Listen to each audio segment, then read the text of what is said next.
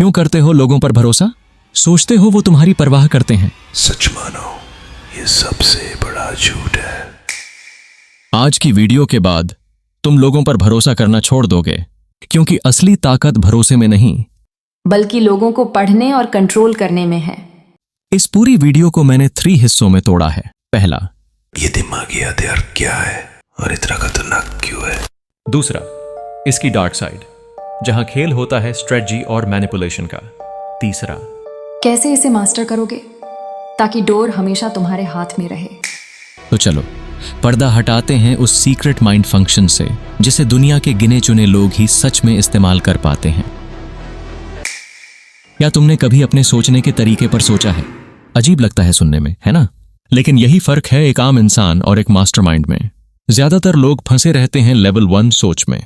एहसास आया और तुरंत रिएक्ट कर दिया, गुस्सा आया तो चिल्ला दिए, डर लगा तो पीछे हट गए, कॉन्फिडेंस आया तो बोल पड़े, यानी ऑटो पायलट पर जी रहे हैं। लेकिन एक मास्टरमाइंड चलता है लेवल 2 सोच पर। वो सिर्फ महसूस नहीं करता, वो खुद को महसूस करते हुए देखता है। वो सीधे एक्ट नहीं करता, वो सवाल करता है, मैं ऐसा क्यों करना चाहता हूं? क्या ये एहसास मेरी मदद करेगा या मुझे डुबो देगा? अगर मैंने ये कदम अभी उठाया तो 3 चाल आगे क्या होगा?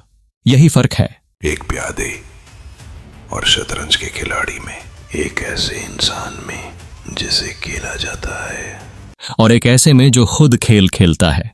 अब इसे और असली बनाने के लिए समझो ये 3 मास्टर स्किल्स।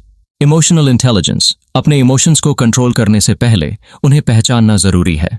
ऑब्जर्वेशन, रिएक्ट करने से पहले एक कदम पीछे हटकर इमोशन को देखना। क्वेश्चनिंग, खुद से पूछना, ये असली इमोशन है या बस सतही धुआं?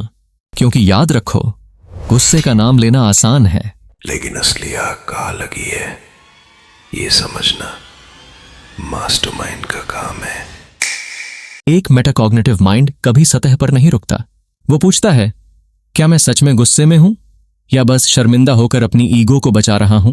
क्या मैं परेशान हूं क्योंकि हालात बुरे हैं, या इसलिए कि मुझे लगता है मैं बेबस हूं, कंट्रोल खो चुका हूं?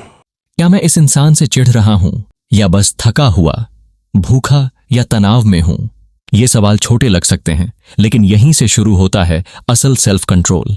क्योंकि जैसे ही तुम अपने इमोशन को नाम दे देते हो, फीलिंग और रिएक्शन के बीच एक स्पेस बन जाता है, और उसी स्पेस में छुपी होती है तुम्हारी पावर।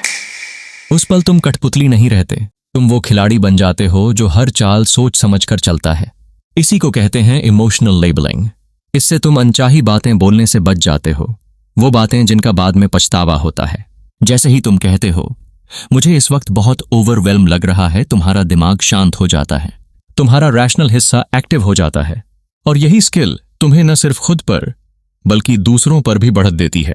क्योंकि जब तुम अपने इमोशन को पहचान लेते हो तो दूसरों के छिपे हुए इमोशन भी पढ़ने लगते हो। जो गुस्से में दिख रहा है शायद अंदर से डर रहा है, जो दूर दूर है शायद शर्म से जूझ रहा है।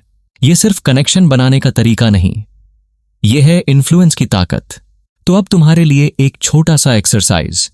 जब भी कोई तेज इमोशन उठे, रुको और अपने आप से 4 सवाल पूछो। मैं अभी कौन सा इमोशन महसूस कर रहा हूं? 2, इसे ट्रिगर किसने किया? 3, क्या ये सतही रिएक्शन है या असली फीलिंग?